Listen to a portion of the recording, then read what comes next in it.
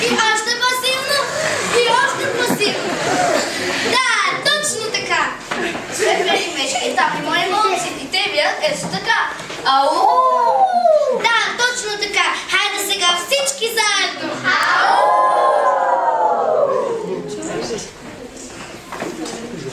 Браво! А освен вълците и мечките, там има и зайци, които през цялото време зазнатостта. Ето така.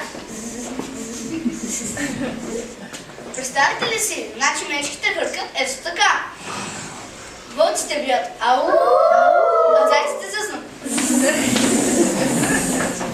Да, ето такова място в Северния полюс. Там се намира къщичката на дядо Коледа, а в нея живеят чучетата. Те през цялото време работят, защото всяка година трябва да има купища подаръци. Отначало те работят бавно. Ето така. Чук, чук, чук. После, по-бързо. Няма време. Давай. По-бързо. И още по-бързо. Тогава дядо Коледа ги взима и прягаше едната с неговите вълшебни елени. Вие познавате ли елените на дядо Коледа? Да!